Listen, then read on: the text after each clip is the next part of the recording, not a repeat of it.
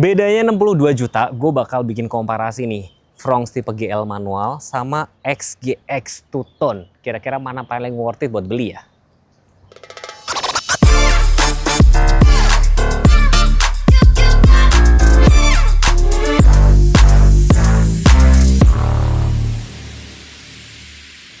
Jadi di samping kanan gue ini warna, kalau nggak salah warnanya namanya Mahma Grey nggak sih? Ini 259 GL manual.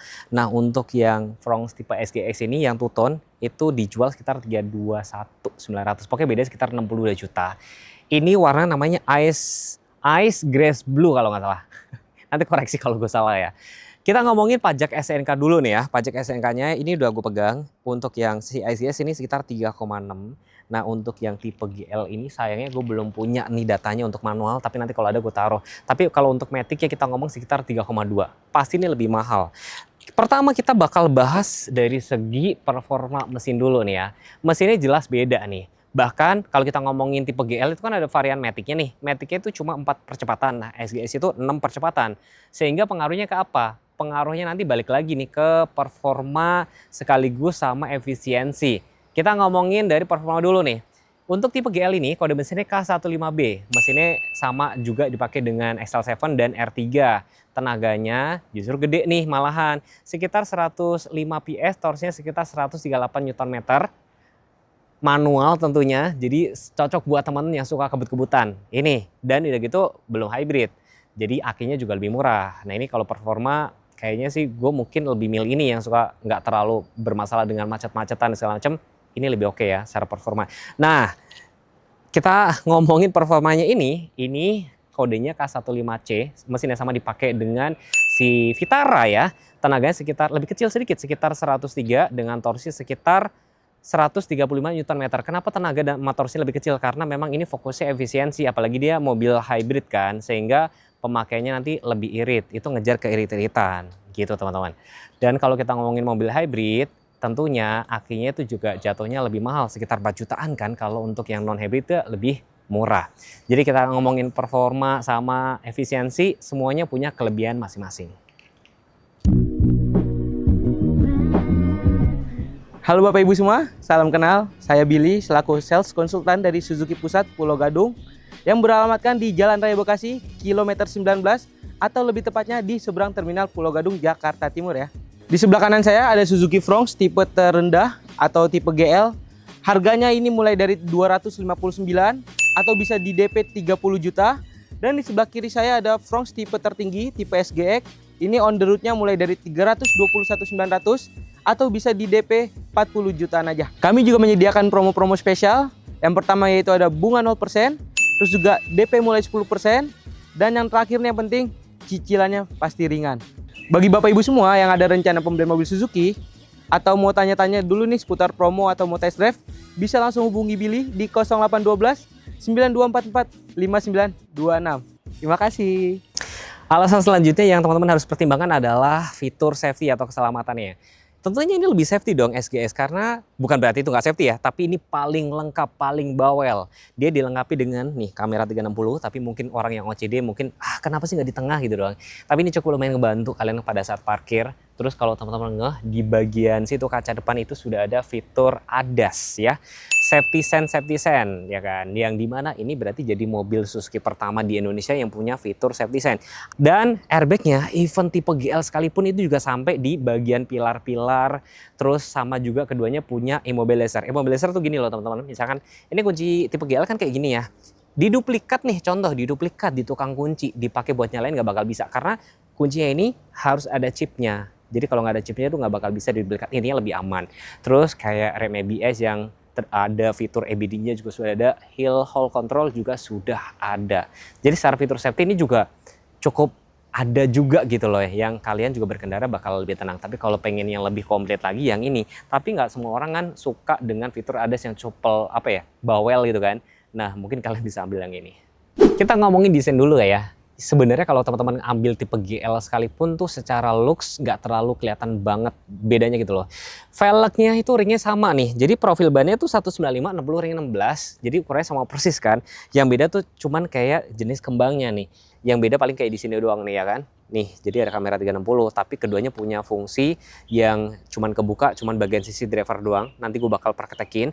Roof rail juga ada. Nah, kalau talang air, teman-teman nanti bisa ngobrol sama Mas Billy udah dapet atau belum. Arc wheel-nya bahan dep juga sama persis. Tangki BBM letaknya sebelah kiri, itu bisa muat sekitar 37 liter. Dan desainnya kita ngomongin ya, desainnya itu cakep teman-teman ya.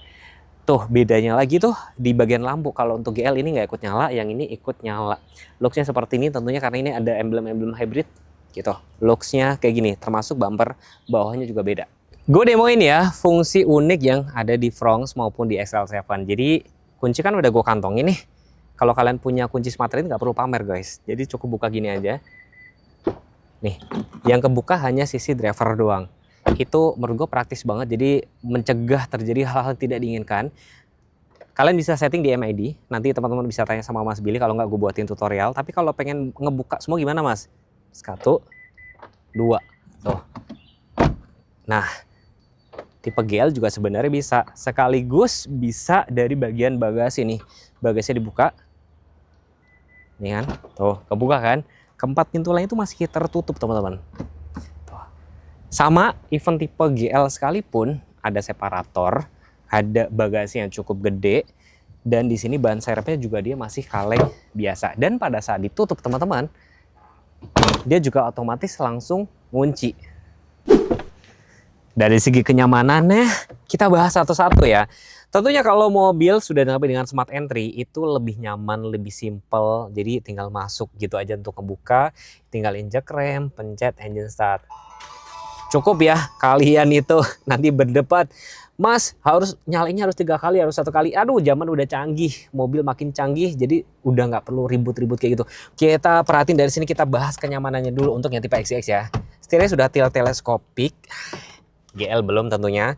Ini ada Tiptronic atau pedal shift ya, pedal shift. Termasuk sini PRND mode manual, kalian naik turun dari sini.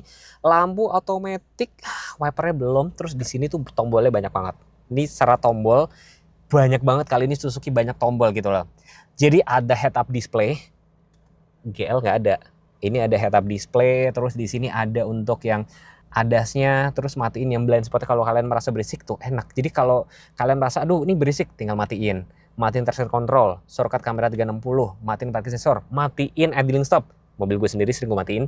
Manual leveling, di bagian sini ada tempat koin, buka tutup kap mesin, buka tutup bensin. Palingan catatannya doang, tahu nggak apa ya, belum dilengkapi dengan speed sync auto lock. Nggak tahu apa ya, nanti Suzuki mungkin kalau didengar diimprove boleh lagi ya. Tapi lain-lain seperti joknya saya suka sih. Jadi dia perpaduan nih, warna burgundy, hitam, fabric juga kayak gini. Ini cukup mewah, jadi kalian nggak perlu upgrade. Airbag sampai di pilar-pilar tadi gue sempat mention kan. Di sini juga sudah subtat, finishingnya juga black glossy. Steeringnya juga nih di sini di shape, jadi mungkin teman-teman yang badannya agak gede, ini mungkin kadang-kadang kena perut atau ini ya, ini cukup lebih nyaman. Tombol banyak banget teman-teman. Tombol banyak banget, cruise control. Terus di sini meter clusternya tuh gabungan digital sama jarum-jarum. Terus di sini teman-teman juga perhatiin, ini warnanya tuh banyak, 1, 2, 3, 4. Jadi total ada 4 warna di sini. Dan kelihatannya kokoh gitu loh. Tuh kokoh. Catatannya ini doang, spindle masih DNF biasa, masih halogen. Please lah, kok nggak dikasih kaca sih? Kacanya cuma sebelah sini. Mungkin anggapannya adalah kalau yang untuk driver, ngacanya mungkin bisa dari sini. Ya, sini untuk penumpang depan. Lain-lain seperti di sini, cup holder, wireless charger, ya kan? Terus power outlet, port USB, AC-nya sebenarnya cukup lengkap. Rem tangan tarik manual gue nggak bisa bilang kekurangan ya, nggak bisa karena ada orang yang suka ini. Konsolnya sliding dan head unitnya itu sudah ada dilengkapi dengan kamera 360, sekaligus dia ada untuk Apple CarPlay, Android Auto. Nah kalau di GL, kunci masih kayak gini teman-teman. Sekarang tes ya, ini kan manual. Injek rem, nggak bakal bisa nyala. Caranya kalau mobil manual tuh harus injek kopling. Tuh. Barangkali belum tahu ya, semua tuh demi safety. Tapi tetap dia ada tombol mute, AC-nya semburannya cukup lengkap, cuma bedanya ini kan semburannya cukup lengkap nih. Jadi AC-nya atas bawah, defogger depan, defogger belakang ada, cup holder ada, car charger ada, USB ada, rem tangan masih tarik manual, ada konsol juga. Ini full fabric, Terus tapi airbagnya sampai pilar-pilar, setirnya ini belum ada teleskopik, dia cuma tilt doang, tapi lampu otomatis. Di sini kayak ada tombol manual leveling, matiin traction control, matiin parking sensor. Ini beda sedikit lah ya, nggak ada head up unit. Terus di sini gue takut salah ya teman-teman ya, tapi gue ngomong sama salesnya di sini tuh sudah bisa sambung Apple CarPlay, Android Auto, cuman bedanya pakai kabel. Tapi kayak lain-lain sini juga tetap ada 1, 2, 3, 4, ada 4 warna sih. Overall ini bener-bener kayak fitur esensial sudah ditaruh sini, karena sama persis. Dan dalam masih kayak gini, sun visor juga sama persis, yang ada kaca, tuh malah nggak ada kaca sama sekali. yang tadi SCS kaca sebelah kiri ini nggak ada. Buka tutup pintunya juga teman-teman lihat kan, blek banget itu. Jadi build quality-nya cukup oke. Di bagian bawah tuh ada alat pemadam. Jadi jangan diturunin ya, itu buat jaga-jaga. Di sini ada ventilasi AC, ada 2. Portnya ada apa aja nih? USB dan Type C ya. Di sini tentunya kursinya sudah ISOFIX, headrest ada 3. Terus yang bikin gue seneng ya, kalau misalkan mobil ada separator, di sini bisa kalian buat taruh tisu atau apa. Dengan wheelbase sekitar 2,5, panjangnya nggak sampai 4 meter ya, ini cukup compact. Wheelbase-nya 2,5, terus radius putarnya sekitar 4,9, nggak sampai 5 meter, jadi enak buat harian. Baris kedua mungkin gue nggak bakal review banyak, karena kurang lebihnya dia sama dengan XJX ya. Jadi tetap ada ISOFIX, headrest-nya ada 3, ada separator, cuma bahannya masih fabric. Port USB Type-C sama, ventilasi juga sama. Jadi ibaratnya benar-benar fitur esensial juga sudah ditaruh di sini. Kita ngobrol loh sama marketingnya nih, dengan Mas siapa nih Mas? Dengan Mas Billy, Mas Teguh. Pasti nanti teman-teman akan kayak komen nih, kenapa tipe GL manual kita compare sama XJS gitu. Kenapa Mas kita compare? Yang pastinya tergantung kebutuhan Bapak Ibu juga. Kita di sini menyediakan 2 tipe. Untuk kali ini ada Front GL manual dan Front SGX Matic. Gitu. Harganya boleh di-spill Mas? Kalau untuk GL manual kita start dari 259, sedangkan yang tipe tertinggi ini SGX Two-Tone di 321.900. Berarti beda sekitar 60 jutaan. Nah, gampangnya gini teman-teman, kalau teman-teman yang penting pengennya modelnya Fronx, tapi pengen cari manual, geser ke sini, apalagi dia non hybrid. Tapi kalau pengen canggih berarti yang SGX ya. SGX ya, fiturnya udah paling lengkap, ada ADAS-nya. Mas jujur aja Mas, kebanyakan nih teman-teman yang beli itu paling banyak GL, GX atau SGX, mana yang paling banyak? Kalau untuk saat ini konsumen kita di Suzuki pilihnya pasti SGX, karena pilihan warnanya ada yang two-tone dan fiturnya paling lengkap. Tapi saya yakin ya sebenarnya kalau misalnya tipe XJX ada tipe manual ya pasti laku, bener nggak? Betul. Mungkin contoh kayak XL7 kan, XL7 masih Alpha, ada manual ya. Masih ada manual. Betul. Nah, terus di tengah gempuran brand Cina gimana nih Mas? Untuk di tengah gempuran brand Cina saat ini Suzuki masih tetap berkibar ya dengan mesin andalannya yaitu AT konvensional. Mas Billy paling banyak jualannya apa? Fronx, maksudnya gini, Fronx, XL7, R3, Jimny apa segala macam gitu? Untuk saat ini yang pertama pastinya ada Fronx dan yang kedua XL7. Oh gitu ya. Nah, masih bingung ya? Kalau masih bingung nih, Mas Billy harus gimana nih, teman-teman? Kalau Bapak Ibu masih bingung dan teman-teman semua, pastinya harus test drive.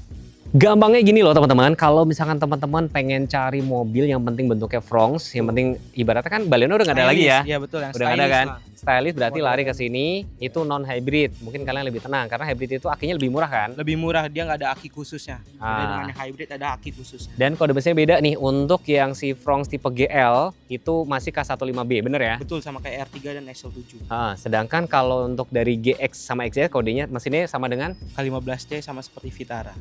ya gitu.